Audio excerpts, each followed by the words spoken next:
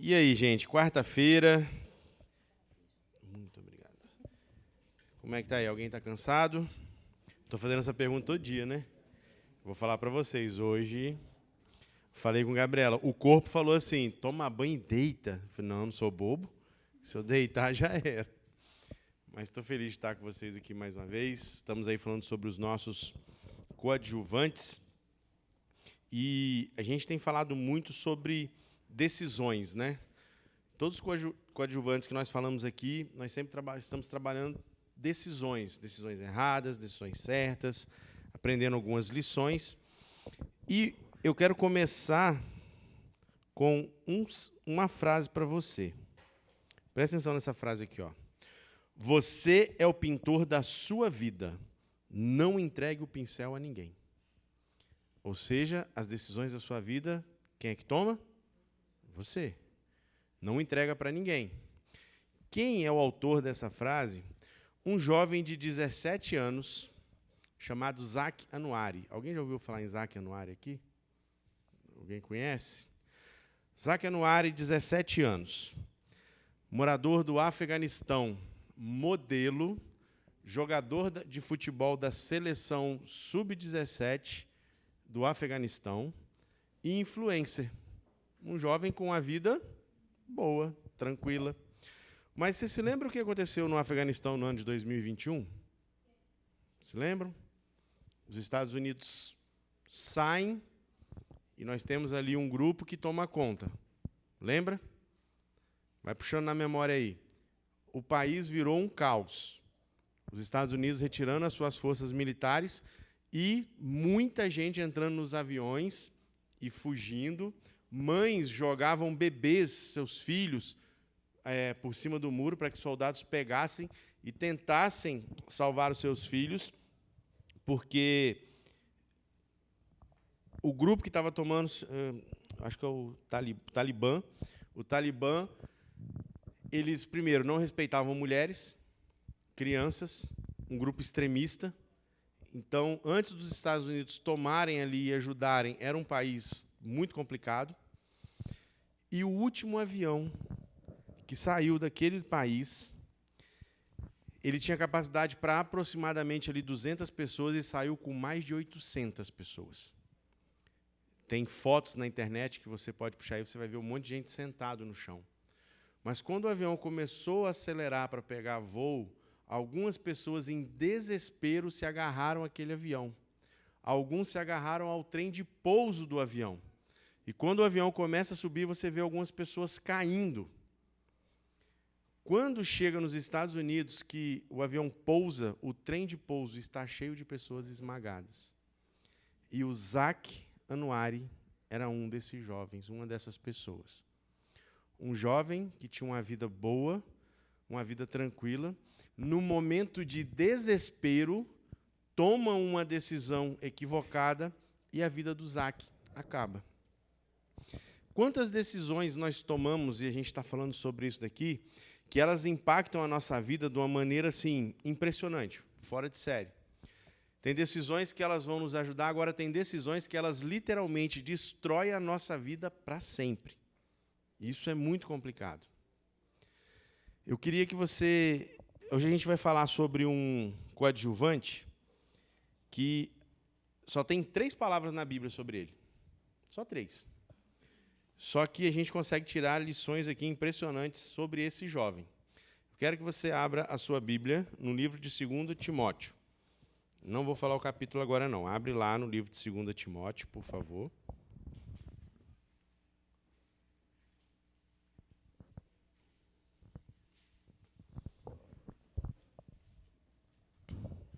Vamos fazer mais uma oração com a Bíblia aberta? Senhor Deus, a tua palavra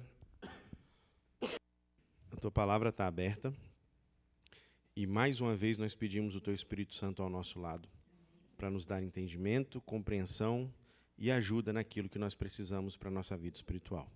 Rogamos em nome de Jesus. Amém. De vez em quando eu estou tossindo, porque até falei com a minha esposa, né? Estava sarando da gripe, e hoje ela falou assim, não te abandonarei. Estarei com você, e hoje ela voltou mais forte um pouco. Livro de Timóteo. Vamos só contextualizar aqui. 2 Timóteo. 2 Timóteo é a última carta que Paulo escreve. Antes da gente chegar no coadjuvante, vamos falar um pouquinho de algumas pessoas que têm mais destaque aqui. Paulo, nós sabemos, um grande herói da fé. Eu tenho um personagem favorito no Antigo Testamento e no Novo Testamento. Fora Jesus, obviamente. Eu gosto muito da história de Moisés. Nós estamos estudando a lição dos jovens. A liderança de Moisés é impressionante. E sou apaixonado na história de Paulo. O evangelista que ele se tornou, um homem que plantou muitas igrejas. Mais da metade do Novo Testamento, Paulo que escreveu. E a carta de Timóteo, essa aqui, a segunda carta, ela é a última dele. Paulo está na prisão. Já está chegando no fim da sua vida. E essa carta, se você nunca teve a curiosidade de estudar, porque tem diferença de você ler e estudar. Vou estudar esse livro, eu te aconselho a fazer isso. Que aqui você sente um tom muito forte de despedida, angústia, amor e um tom muito pastoral de Paulo com Timóteo. Timóteo era um jovem. A última carta de Paulo é direcionada para um jovem. Ele poderia ter mandado para outra pessoa? Poderia. Mas ele manda para um jovem pastor e na carta ele fala o seguinte: olha, você tem que continuar o meu legado. Ou seja, continuar pregando, plantando igreja. Só que Paulo ali também começa a abrir o coração dele. Timóteo, eu estou com saudade de muita gente, eu estou aqui sozinho. E eu já tive o primeiro julgamento, não foi bom, não tinha ninguém comigo. Algumas pessoas me abandonaram, algumas pessoas me deixaram, mas eu peço que você não faça o mesmo. Paulo pede até para Timóteo trazer uma capa para ele, pede para trazer livros para ele. Paulo está com o coração aflito, angustiado. E Paulo até fala o seguinte, só Lucas está comigo, em determinado ponto da carta. Mas depois ele fala de algumas pessoas que não abandonaram ele. E é aqui que entra o nosso coadjuvante dessa noite. 2 Timóteo, capítulo 4. Lê comigo agora o verso 21. Faça o possível para vir antes do inverno. Eubulo manda saudações. O mesmo fazem Prudente, Lino, Cláudia e todos os irmãos. Esse é o texto que nós vamos estudar hoje. Acabou. Você não vai ler mais nada da Bíblia. E o nosso coadjuvante está aqui. Vocês se lembram que eu falei que a Bíblia tem aproximadamente 750 mil, 770 mil palavras, dependendo da tradução? Só tem 3 palavrinhas aqui. Eubulo manda saudações. Vocês estão vendo que nós estamos falando uns nomes bonitos de novo, né? Eubulo aí, mais uma dica para quem é solteiro, para quem não é pai, que tiver um filho, já pensa aí, Eubulo. Nós só temos isso de Eubulo. Mas como é que você vai tirar um sermão disso aqui, cara? Só tem 3 palavras. Quem é esse cara? De onde surgiu? Para onde foi? Quem é? Primeiro ponto, Eubulo era um nome grego. Então, nós estamos falando de um gentil, de uma pessoa que não tinha a mesma fé que Paulo. Nós estamos falando de alguém que possivelmente Paulo pregou e se converteu. E quando a gente fala de um gentil se convertendo, a gente tem que analisar o seguinte: Eubulo foi criado, ele está em Roma com Paulo, então é um grego morando em Roma, com cultura grega, com cultura romana dentro do coração dele, dentro da vida dele. Os gregos naquela época, um misticismo gigantesco, lembra que nós falamos de Pilatos aqui, sobre isso? Então o Eubulo é criado nesse contexto, e ele se converte ao cristianismo, só que agora imagina a família dele. Imagina a família dele. Que isso era um absurdo. Não, você está trocando a sua fé. Hoje, será que ainda tem muita coisa assim? Eu conheci um jovem há poucos meses atrás, e esse jovem ele queria muito se batizar na igreja. E a mãe dele só falou o seguinte: se você se batizar, falou desse jeito, eu te parto no meio de tanta pancada e você nunca mais pisa dentro da minha casa. Esse jovem se batizou escondido da mãe. Escondido da mãe. E aí você pode falar assim, mas como assim e tal? E de vez em quando ele conversa comigo, e eu falei, e aí, você já contou para sua mãe? Eu ainda não tive coragem. E ele tenta seguir todos os princípios dentro da casa dele sem contar para a mãe dele, porque a mãe dele não aceita de maneira nenhuma a fé da igreja adventista. Olha a luta que nós temos hoje em dia, e a gente pensa que essas coisas estão lá longe, a gente pensa que isso aqui é lá do tempo da Bíblia, do nosso lado tem pessoas passando por determinadas coisas. Então nós temos um jovem que, mesmo em meio a tudo que poderia ser contrário, ele fala, não, eu vou ser cristão. E ele está perto de quem aqui? Está perto de Paulo, nos momentos finais. Nos momentos finais de Paulo, Êubulo está ali. E você está vendo que a gente está falando muito sobre o significado de nomes, né? Êubulo, o que significa Êubulo em grego? O eu significa bom. Boulos, ou bolo, é o seguinte, decisões ou vontades, ou seja, aquele que toma boas decisões. Lembra de Pilatos que tomou decisões ruins, uma atrás da outra, né? Aqui nós estamos falando de um jovem que toma boas decisões. O nome dele exalta que ele toma boas decisões. Hoje em dia, qual seria uma boa decisão a ser tomada na nossa vida? Um monte. Você pode tomar um monte de decisões. Isso aí, a gente já falou isso, isso vai guiar você. Agora, para decisões, o seguinte, eu falei desse jovem aqui, e talvez eu estou falando para alguém aqui que é o único adventista dentro da sua casa.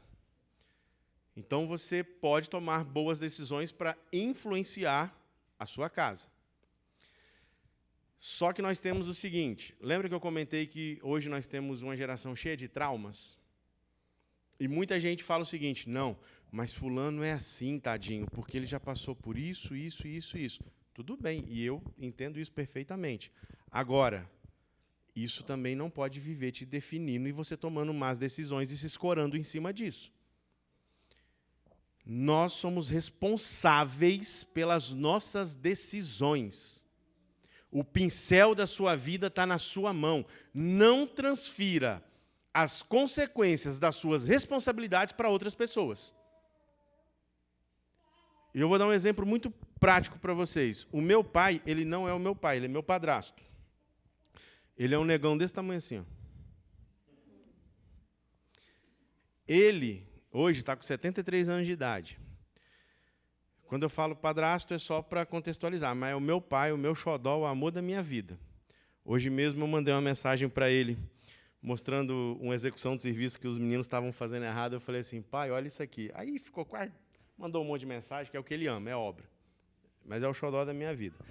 Ele, imagina uma pessoa na década de 50, 60, morando na roça, nem energia elétrica tinha, e a minha avó, ela teve 3 maridos. Ele foi criado, o pai dele, ele não conheceu, ainda bebeu, o pai abandonou, e minha avó teve mais 3 maridos.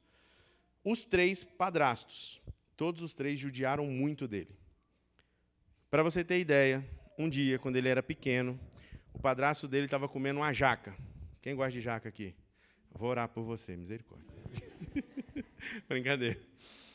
O padrasto dele estava comendo uma jaca. E ele, criança, olhando. Sempre que você vai comer alguma coisa, eu sei que tem mães aqui que comem escondido do filho, eu sei. Mas tudo bem. Pais também. E o padrasto olha para o meu pai e fala o seguinte, você quer, Zé, um pouco? Ele era uma criança. Ele, quero. Ele jogou a jaca dentro do chiqueiro e falou, vai lá e come, que seu lugar é lá. E tem muitas outras histórias. Ele foi criado assim, ele apanhou muito. Então, será que é uma pessoa cheia de traumas? Até hoje, só que você falar para um cara de 73 anos que ele tem trauma da infância, ele vai falar que é frescura. A cabeça é diferente das gerações. Só que aí ele vai, casa com a minha mãe, meu padrasto, ele nunca deu um tapa na gente. Nunca. A minha mãe só me bateu uma vez, o resto foi tentativa de assassinato. De lajotada a fio, passou por esse corpinho aqui. O meu pai, lajotada, na canela, tem uma cicatriz aqui, abriu um beiço na canela. E aí depois ela passando remédio e dando cascudo. Tá vendo se me obedecer? Minha mãe, bênção pura sem mistura, velha. Mas meu pai nunca deu um tapa na gente. E ele cuidou, e ele aconselhou, O meu pai, quando eu comecei, com 13 anos de idade, a andar com uma turminha meio errada na escola, que eu reprovei, ele chegou em casa e falou assim, ó, a minha mãe falando, né? Seu pai vai te arrebentar hoje. E eu ficava pensando, meu pai nunca me bateu. Se ele bater hoje, já vou encontrar Jesus, porque quando eu vou abrir o olho, já vai estar Jesus na minha frente. Ele chegou e falou comigo assim, não gritou. Ele falou, olha, sua função aqui dentro de casa é estudar. Mas já que você não quer estudar, você reprovou, amanhã você vai comprar, a gente vai comprar uma botina para você, você vai pegar uma roupa velha e você vai trabalhar comigo na obra. Moleque de 13 anos, pensei assim, vou parar de estudar, vou só trabalhar, vou ganhar dinheiro. Acordei no outro dia, mas, tipo assim, com o coração pesado, né, porque eu decepcionei ele. Aí, fomos trabalhar. Primeiro dia de serviço, Cachoeira Itapemirim, um calor de 40, 50 graus. Parece que o sol chega na terra para poder tirar um descanso, muito quente. Um garoto de 13 anos, eles estavam fazendo uma pavimentação num seminário de padres, e eu fui cuidar de concreto para encher forma de meio fio. Com 2 enxadadas que eu dei, eu comecei a passar mal. Falei, eu vou falar com meu papai, vou para casa, paizinho do coração. Ele lava o rosto, termina a sua maceira, senão você não vai embora para casa. Parece meio duro, né, ouvindo essas coisas. Meu primeiro salário, ele sentou comigo e eu pensei, né, eu gostava muito de futebol. Vou comprar chuteira, vou comprar tênis, vou comprar camisa do Flamengo. Não me julguem. Era... Aí, ó. E ele vira para mim e fala, senta aqui. Já que você não quis estudar, agora você vai começar a virar homem. A água, a luz e o gás aqui de casa dá tanto. Isso é responsabilidade sua. Se faltar um dos 3 dentro dessa casa, você pode ir embora e não precisa colocar seus pés aqui. E quando voltar às aulas, você vai voltar a estudar à noite. Aí eu, eita, nós. E se você reprovar, você não precisa pisar na minha casa. O meu pai me ensinou a ser homem. Tenho meus defeitos e minhas falhas. Mas alguém que passou por dificuldades, assim como o Eublo também com certeza passou, ele não deixou que isso ditasse o futuro dele. Talvez hoje tenha algum jovem aqui que está se afundando nas crises que você está passando, e você está culpando todo mundo, mas você não reconhece que as escolhas, a grande maioria, elas são suas. E eu volto a dizer aqui, gente, falo muito isso com jovens, nós estamos vivendo num mundo onde a nossa mente está cada vez mais destruída, mais arrebentada. Procure ajuda. Nós temos, não é pecado, você não está ficando doido, você procurar um psicólogo, um psiquiatra. Não, você está cuidando da sua saúde. E se Deus deu a capacidade para alguém estudar e entender a mente do ser humano, isso é bênção de Deus. Agora, procure ajuda e não terceirize os erros que você comete para as outras pessoas. Ah, eu vim na igreja, o irmão olhou de cara feia para mim, a culpa é do pastor, a culpa é do ancião. Não, as decisões são suas. Não terceirize. Tome boas decisões, independente do que passar na sua vida, você tem capacidade para escolher de que lado você vai estar. Eublo nos ensina isso. Eublo, quando todo mundo fugiu, quando todo mundo correu de Paulo, e alguns até tomaram preconceito, Paulo fala de um tal de Alexandre, você vai ler no contexto aí, esse Alexandre fez um inferno na vida de Paulo. Paulo fala de Demas. Demas pregava o evangelho com Paulo, só que Paulo não tinha medo de pregar, de falar. E quando Paulo foi preso várias vezes, esse Demas começou a afastar, tipo assim, está queimando meu filme. E agora nós temos um jovem que recebeu uma mensagem, sentiu seu coração ser tocado, entendeu que tinha que ter uma mudança de vida. Quantas semanas de oração você já participou na sua vida? Hoje eu e minha esposa, a gente vinha conversando sobre isso. Eu não vou falar quantos que nós participamos, senão vocês vão saber a nossa idade. Mas são muitas. Vai embora. E toda semana de oração, você se sente tocado pelo Espírito Santo. E toda semana de oração, você sente o Espírito Santo falar. Aí quando você sai da porta para fora, você já nem lembra mais o que aconteceu. Porque a sua mente está tão cheia de cultura inútil. A sua mente está tão cheia de coisas que não te levam a lugar nenhum, pelas decisões e escolhas que você faz, que você não consegue viver aquilo que você vive aqui por meia hora, 40 minutos que seja. A gente tem falado muito de escolhas, e para essas escolhas serem boas, nós temos que nós temos que ter comunhão com Deus. Quem aqui conhece um humorista chamado Rodrigo Marques? Ninguém conhece? Conhece o Rodrigo Marques. Rodrigo Marques, ele é ateu, mas um ateu mesmo, tá? E ele teve um show, eu não me lembro agora o nome do show, mas é um show com conotação cristã, aonde ele confronta os cristãos. E o que tem de cristão aplaudindo esse cara é fora do comum. Fora do comum. Um dia eu passando no Instagram, eu vi um corte, e aí aquele corte deu um estalo na minha cabeça. Do show dele. Ele fala o seguinte, que ele estava conversando com um cristão, um jovem cristão. E ele chega para esse jovem cristão e fala o seguinte: por que você acredita em Deus? Não, Deus é o Criador do mundo.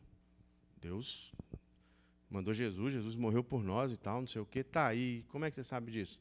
Não, está na Bíblia. Tá. E você já leu a Bíblia toda quantas vezes? Rapaz, não li não o tamanho desse livro, você está doido? Muita coisa para ler, vou ler isso aqui. Para que eu preciso ler a Bíblia toda? O jovem. E aí ele fala, o Rodrigo fala, mas como é que você então sabe que Jesus fez? Não, eu vou na igreja, e alguém que está pregando lá lê.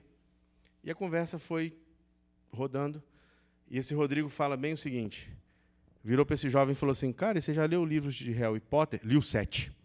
Todos. Rapaz, que livrão, bom. Vocês já viram os livros de Harry Potter? Se alguém leu aqui, não fica canhado. Mas são uns negócios dessa grossura assim, ó. E aí ele dá uma lição de moral que eu, como cristão, a minha vontade era cavar um buraco, vendo um vídeo e enfiar a cabeça. Porque nós não sabemos mais, não vou dizer defender a nossa fé, mas nós não sabemos mais testemunhar a nossa fé. Jovem, vou fazer uma pergunta e fica no coração. Por que você é um jovem adventista do 7º dia? Por que você é um jovem cristão? Qual o motivo? Ah, Jesus morreu por mim. Resposta mais evasiva e vazia do que essa, não tem. Você conhece Jesus? Para eu tomar essa decisão de abandonar a sua cultura, se entregar para Cristo e estar com Paulo, correndo o risco de ser preso e morto junto com Paulo, esse jovem entendeu quem era Jesus na vida dele. Esse jovem entendeu a profundidade do amor de Cristo, do que a cruz representou na vida desse jovem. Bíblia não é para você passar o olho quando você vem aqui na igreja, não. Bíblia é para fazer parte do seu dia a dia. Eu falei aqui, todo mundo acorda morrendo de vontade de estudar a Bíblia? Não, é uma luta contra a carne. Mas a carne também não é vitamina, não, meu filho. O pecado não é vitamina. Ah, a carne é fraca, eu não consigo. O pecado não é vitamina, não. Toma vergonha na cara, vira crente. Passe tempo com a palavra de Deus. Aí você deve estar sentado pensando assim, nossa, estou cansado de ouvir isso. E você vai ouvir até o final da semana de oração, eu falando que você tem que estudar a Bíblia, que você tem que orar. E eu estou falando uma coisa para você aqui, que eu não estou falando porque me contaram, não. Estou falando porque eu sei que isso aqui ajuda. Porque eu sei que isso aqui pode fortalecer e fazer diferença na sua vida. Oração, nós não oramos mais, nós rezamos. Você quer ver uma prova que a gente reza? Você acorda de manhã, quando você ora é mais ou menos assim, ó, Senhor, obrigado pela noite que passou, obrigado pela vida que o Senhor me dá, me abençoe no meu trabalho agora, me abençoe para sair de casa. Geralmente é a mesma oração. Vou te falar mais ainda. Tem um junta-panela. Vamos fazer uma oração. Você pode reparar que a oração, na hora do almoço, é praticamente a mesma. Senhor, abençoe o alimento, que ele possa fazer bem. Abençoe as mãos que os prepararam. Estou mentindo? É reza. Você quer ver uma oração sincera de hora de almoço, que eu não esqueço nunca na minha vida? Estávamos num campuri, 13h, os meninos roendo um outro de fome. E aí deu um problema no gás, aquela correria. Quem mexe com o Clube Desbravador e Aventureiro sabe o desespero que é nessa hora. Que adolescente com fome é um bicho monstruoso. Você está rindo, né? Não é? Adolescente com fome é um bichinho monstruoso. E aí, vamos orar. Aí o pastor, muito querido nosso, não, desculpe, pode deixar que eu vou orar. Eu já gritei, não, pastor, o senhor não vai orar não, porque a oração dele era um sermão. E aí um desbravador levanta a mão, deixa eu orar, pelo amor de Deus. Eu, ora aí, meu filho. Senhor, obrigado pelo alimento, eu estou que não me aguento, amém. Todo mundo riu. Essa oração eu tenho certeza que foi aplaudida por Deus. Porque foi de todo o coração. Abriu, ele falou o que ele estava sentindo. Nós temos medo de abrir o coração a Deus. Nós temos medo de falar com Ele o que nós estamos sentindo. Ah, mas Deus sabe, mas Ele quer ouvir de você. Ele é o seu melhor amigo. E a partir de ouvir isso de você, Ele vai te ajudar a tomar decisões verdadeiras para a sua vida, assim como o nosso coadjuvante de hoje tomou decisões. Mesmo em meio que a vida dele estava aqui correndo risco. Não estou falando que sua vida vai correr risco não, mas quem sabe, não sei. Então você fica aí em oração e Bíblia. A Bíblia, ela tem aproximadamente 200 a 300 citações sobre juízo, se eu não estou enganado. É por aí, de 350 a 250, alguma coisa assim. Citações de juízo. Presta atenção na frase que eu vou falar para você aqui. Deus aceita todos, mas Ele não aceita tudo. Deus aceita você do jeito que você está, mas é impossível ter um encontro com Deus e permanecer da mesma maneira. Então, nós temos um Deus que é amor, mas é um Deus justo. 350, 250 citações sobre juízo. Só que nessa mesma palavra de Deus, eu tenho mais de 3.000 citações, dizendo, vou falar aqui da minha tradução, eu estarei contigo, eu serei diante de você, eu vou com você. Então acredite que Deus vai estar do seu lado, mas você tem que saber quem Ele é na sua vida. Não terceirizar as suas decisões e não culpar, inclusive, Deus. Ah, Deus, mas também, né? Isso aí você já está jogando. O que Eva fez? Quer dizer, Adão, lá no Éden. A primeira pergunta, Adão, o que você está fazendo? Aí Adão fez o quê? A mulher que o Senhor me deu. Ele jogou a culpa em quem? Em Deus. Em Deus. O Senhor que me deu. Se não viesse com defeito de fábrica, quem sabe? Jogou a culpa para cima de Deus. Eu vou contar uma história para vocês aqui agora sobre decisões. Na década de 80, eu quero que você guarde bem isso na sua cabeça. Década de 80. Uma jovem conheceu um rapaz, se apaixonou e começaram a namorar e decidiram se casar. Se casaram, logo ela engravidou. Só que esse jovem, quando eles namoravam, ele bebia, mas aí com a bebedeira dele, ele ia para a casa dela. Quer dizer, ele ia para a casa dele. Quando casaram, ele bêbado ia para onde? Para a casa dos dois. E aí, esse jovem chegava em casa e todo dia batia na esposa. Todo dia. E ela grávida, ele a espancava, batia. A criança nasceu, o primeiro filho do casal. Esse menino nasceu com os pés virados assim, meio tortinhos. E, naquela época, ele teria que usar uma bota ortopédica para poder ajudar que os pés se acertassem. A resposta do marido foi a seguinte: eu não tenho nada a ver com isso. Nós estamos falando de um casal da década de 80 que eles moravam no interior, na roça. A cidade mais próxima ficava a quase 30 quilômetros. O que ela fazia, então, para cuidar do filho? Ela pintava à mão panos de prato e saía para vender, a cavalo, de bicicleta, a pé. Andava 30, 40 quilômetros, chegava a andar até 30 quilômetros para poder vender e comprar remédio para ele, que ele tinha um problema sério também de estômago, e o pai só bebendo. Um dia o pai chega em casa, pega um martelo e vai na direção do bebê. E ele se prepara para dar um golpe na cabeça da criança. A mãe entra na frente e ali começa uma briga dela tentando defender o bebê e ele com o martelo tentando matar o bebê. Eles moravam no mesmo quintal da mãe dessa moça. A avó da criança ouve, vem correndo Ele, um cara alto, grande, forte, ela pequenininha. A avó pega uma cadeira, quebra essa cadeira nas costas dele para ele soltar o neto e a filha. Nós estamos falando da década de 80. E aí, depois que tudo se acalma, o que ela tem que fazer? Voltar para casa. Voltar para casa. E aí ela engravidou de novo. Estamos falando da década de 80. É complicado. Hoje, no mundo que nós vivemos, a gente fala, nossa, que absurdo. Na década de 80 era complicado. Eu conheço pessoas que dessa época que falam que, independente de qualquer coisa, tinha que estar casado até hoje. E aí ela grávida de novo, ela é espancada e perde o bebê. O tempo passa, ela engravida pela terceira vez. Só que aí ela tomou uma decisões. E ele falava, eu ainda vou matar esse menino e vou matar o que está na sua barriga. E ela falou, eu vou fugir. E um dia, ela ali, meio chorando, chegou o melhor amigo do marido dela.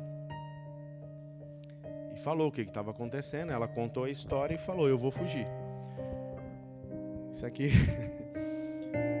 O melhor amigo do marido fala assim, deixa eu te contar um negócio. Sabia que eu bem sou apaixonado, não sei? Se você quiser fugir comigo, eu assumo o seu filho e que está na sua barriga aí. E na cabeça dela, eu vou fugir com ele. De lá eu tomo o meu rumo. Só que os dois foram ficando juntos, o tempo foi passando. E as crianças foram crescendo. E quando esse menino, esse bebê, o mais velho, quando ele tinha 10 anos, eles se mudaram para próximo da irmã do agora o padrasto dele. E ela era da igreja adventista, a irmã. E aí chama o sobrinho para ir, né? Ele vai, lá conhece o clube de desbravadores, se apaixona pelo clube de desbravadores. E aí a mãe dele fala o seguinte, ó, vou te matricular na catequese. Ele fala, deixa eu ir lá com os desbravadores. Ela deixou.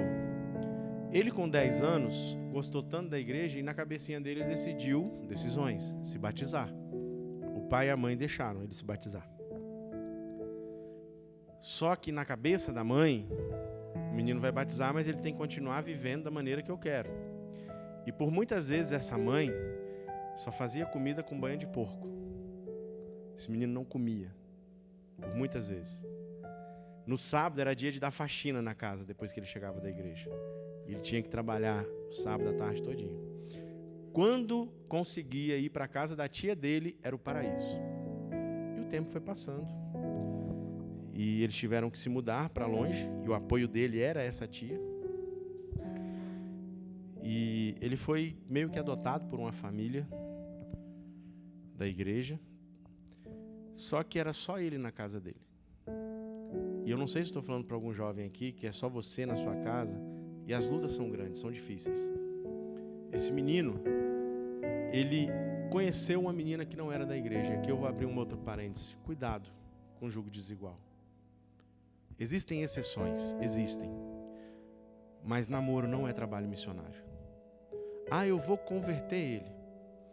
Em 2019, eu conheci uma jovem que era líder de jovens da igreja, diretor de jovens. E ela começou a namorar um rapaz que não era da igreja. Eu conversei muito com ela. Ela falou comigo, não, vou levar ele para a igreja. Hoje ela está fora da igreja. Bebendo, tendo uma vida sexual ativa com o namorado. Foi a escolha dela, a decisão dela. E esse jovem automaticamente foi se afastando da igreja. Foi se afastando. E tinha alguns irmãos que criticavam esse jovem por algumas coisas. E ele jogou a culpa nos irmãos. Não, esses irmãos também não querem. Estou namorando ali e vou para lá. O tempo foi passando. Esse jovem terminou esse namoro e ele foi seguindo a vida dele. Esse jovem conheceu a bebida alcoólica e virou um alcoólatra. Esse jovem bebia de domingo a domingo. Chegou a um ponto dele receber o salário do mês e pagar a conta no bar e deixar o salário inteiro lá. Vivia só com isso. Bebida, farra, bagunça, confusões. Um dia ele estava numa festa e estava com a menina e o ex-namorado dessa menina chegou para arrumar confusão, colocou uma arma na cabeça dele, ele entrou em luta corporal com esse camarada. Olha a vida desse jovem onde foi pelas escolhas e decisões de se afastar de Deus. de não tomar boas decisões como nosso coadjuvante. Esse menino, um dia chegaram para ele e falaram assim: cara, vamos cheirar uma cocaína? E ele já bêbado falou: agora, vamos lá. E foram, aqui fala biqueira, né? Foram na biqueira, lá no meu lugar é boca de fumo. Foram lá no fornecedor. Não tinha droga nenhuma para vender. Você já foi no supermercado e não tem comida? Falaram assim: vamos na rua de cima que tem. Bora lá. Adivinha? Não tinha nada. Aí ele: deixa esse negócio pro lado, vou embora. E foi. E a vida dele continuou seguindo. Fez algumas tatuagens pelo corpo. Continuou uma vida desregrada, devassa. E um dia, próximo ao carnaval, ele em casa, aí veio um negócio na cabeça assim: podia ir na igreja, né? E quem está fora da igreja, ou quem já esteve fora da igreja, sabe que isso é uma luta. Porque quando Deus fala assim: vai na igreja, o diabo vem: você? Na igreja? Você não tem vergonha na cara, não? Você vai caçar o que lá? E essa luta na cabeça desse jovem. E ele montou toda uma estratégia: não, eu vou na igreja. Aí foi pesquisar onde é que tinha uma igreja. Adivinha que tinha uma igreja a 3, 4 ruas de onde ele morava, adventista. E ele montou uma estratégia. Falou: vou entrar na porta, vou sentar no último banquinho, igual o irmão está ali, ó. Já de estratégia, que se alguém vir me cumprimentar, eu saio correndo na cabeça dele. E de repente veio uma mulher andando pro lado dele. E essa mulher vem andando, e não tem quando a pessoa vem andando que você sente que ela está indo pro seu lado? Ele falou: vou fugir agora. Quando ele virou, tinha um senhor que travou a passagem dele. Ele falou: e essa moça veio: tudo bem, como é que você está e tal. E tratou ele de uma maneira assim tão especial. E já chamou o marido dela e apresentou o marido dela. E eles trataram assim de uma maneira tão forte. Falou: vai ter uma programação aqui semana que vem. Jovens, vem aqui e tal. E ele foi. E se sentiu abraçado. E ele decidiu voltar. Eu quero apresentar esse jovem para vocês agora. Aqui, ó. Essa é a minha história. Esse é o meu testemunho. Por muito tempo eu não entendia a minha vida como criança. Por muito tempo eu não entendia. Eu contei para vocês aqui um resumo. Se eu contar para você os livramentos de vida que eu já tive, e para mim era uma coisa normal. Hoje, eu entendo que Deus tinha um plano para mim lá quando eu era pequeno, que o meu pai biológico tentou me matar. Não foi uma vez, foram várias. Eu não tenho raiva nenhuma do meu pai biológico. Nenhuma, de coração. Só que para mim, nós dois temos muito mais intimidade do que eu tenho com ele. Eu tenho muito mais intimidade com vocês do que eu tenho com ele, mas não tenho mágoa. Porque Deus me deu um pai maravilhoso, meu negão. E se eu estou falando para você essa semana inteira de coisas que eu carrego aqui no meu coração, de cicatrizes, de traumas que estão aqui dentro, não é alguém que me contou, não é alguém que me falou, é o que eu vivi, e eu sei que não vai te levar para lugar nenhum, só vai te levar para o fundo do poço, só vai te destruir. O mundo é uma ilusão.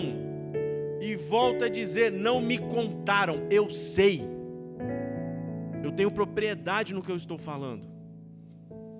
E hoje eu entendo por que Deus preservou a minha vida. Porque um dia eu estaria aqui falando isso para vocês. E mesmo sendo pecador, sendo falho, a gente dedica a nossa vida para isso. Para pregar, para falar. Eu não sei fazer mais nada. Se eu cantar aqui, todo mundo vai embora. Abandona aqui a fé. Deus vai me cobrar. Mas falar, vocês viram que eu falo bem. Falo bem assim, que eu falo muito, né? Que eu falo um monte de coisa errada também. Mas eu entendi o chamado que Deus tem na minha vida. Que é para mostrar para um jovem que não há outro caminho a não ser estar do lado de Cristo. O meu maior sonho, isso aí é verdadeiro, é ver Jesus voltar, é poder ver, enxergar, olhar. Eu tenho a seguinte oração. E a bênção que eu tenho na minha vida, que é a minha esposa, que mesmo voltando para a igreja, Deus colocou essa menina linda na minha vida. A gente começou a namorar, em um ano nós noivamos e casamos. Vai fazer 15 anos que nós estamos juntos. E ela é a que me sustenta em oração. Ela é a bênção da minha vida. Eu até perdi o que eu estava falando aqui, tá vendo? Fui fazer declaração, até perdi aqui. Ah tá, minha oração. E ela sabe disso. A minha oração é a seguinte: nós sabemos que vai chegar um tempo que nós não vamos ter essa oportunidade de estar aqui pregando. Muitos vão ter que se esconder e alguns vão ficar pregando. A minha oração é que eu seja um que esteja pregando por último, até o final. Mas também, se eu não aguentar, Deus pode me colocar para dormir agora, que eu não vou achar ruim não, eu quero estar com Ele. Mas eu quero viver esse momento de pregação do Evangelho, de mostrar o que Deus pode fazer na sua vida, na minha vida. E quando o céu abrir, quando o céu rasgar, eu quero que você vá imaginando comigo. O céu rasgar, abrir, e os meus olhinhos aqui, ó, os olhos azuis aqui, poder cruzar com os olhos de Jesus, poder olhar para Ele. Eu tenho certeza que Ele vai virar para mim e falar assim: menino, você deu trabalho. E eu vou abraçar Jesus. Você vai abraçar Jesus. Coloque isso na sua cabeça. Não me pergunte por que eu gosto de falar isso. Na minha cabeça, Jesus tem cheiro de algodão doce. Não me pergunta por quê. Mas eu imagino o meu encontro com Ele. Eu imagino esses detalhes. E quando eu falo para vocês que esse mundo não tem mais nada de bom para dar, é porque não tem, porque a gente já está cansado disso aqui. Mas talvez você que está sentado aí, eu ainda tenho decisões a tomar. Talvez Deus está falando para você hoje, para a sua vida ser transformada, para o seu coração ser quebrantado. Não, essa semana de oração não pode ser só mais uma na sua vida. Essa semana de oração não é porque eu estou fazendo, não. É porque Deus está falando para você que tem que ser o divisor de águas da sua vida. É daqui para o céu. É daqui para o seu lar. É daqui para a eternidade. Você tem que sonhar com isso. Você tem que desejar isso mais do que esse mundo sombrio, maligno na sua vida. Tome boas decisões como Eubulo tomou. 3 palavras na Bíblia, mas o nome dele está na Bíblia. E se o nome dele está na Bíblia num momento tão especial, eu tenho certeza que o nome dele está no livro da vida. Talvez o mundo aí fora não sabe quem você é, mas o seu nome está no livro da vida. Sonha com isso. E nós vamos ouvir um louvor especial nesse momento, que vai falar justamente sobre esse momento de encontrar com Jesus. Presta atenção nessa frase que eu vou falar para você aqui. Não troque o momento pela eternidade. A eternidade tem que valer muito mais para você.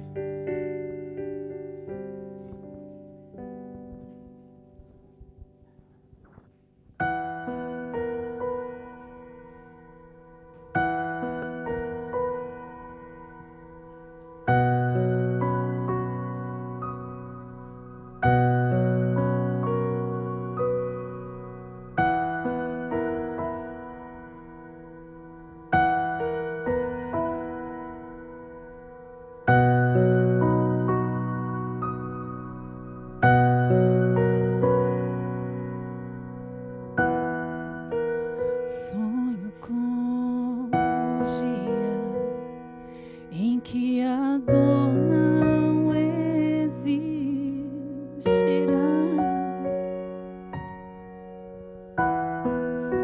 Sonho com o dia em que as flores não irão murchar. Eu preciso encontrar um lugar onde a paz reinará. Lá será o meu lar. Eu vou viver num lugar de amor.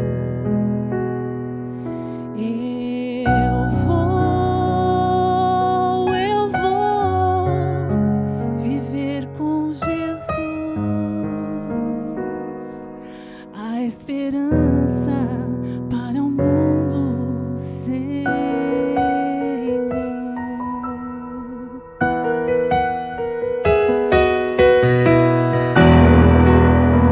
Vou rever amigos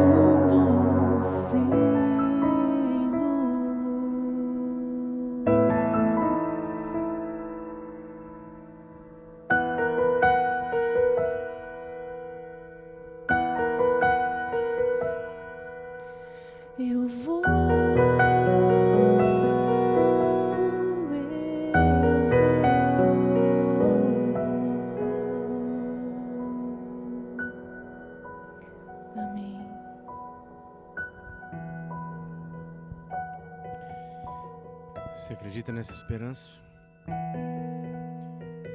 Você hoje quer fazer da sua vida uma vida de decisões importantes e especiais ao lado de Cristo? Se essa é a sua decisão, se é isso que você sonha, nós vamos orar agora. Eu convido você a ficar de pé.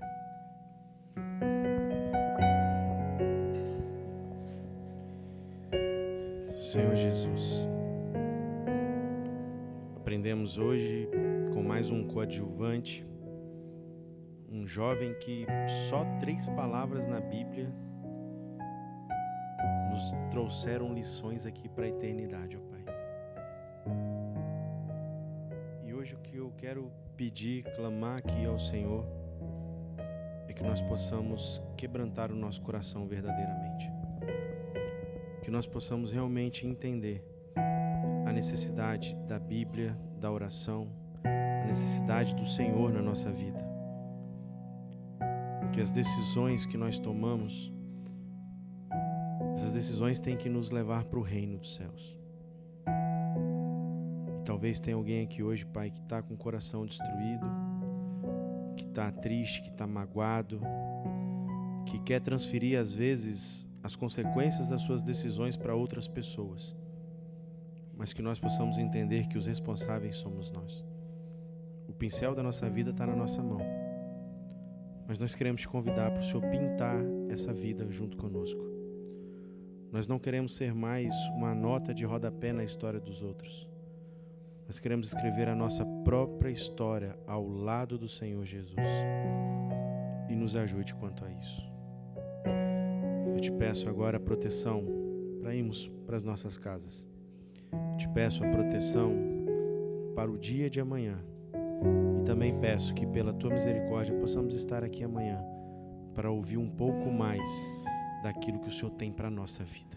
Um dia nós queremos estar no céu.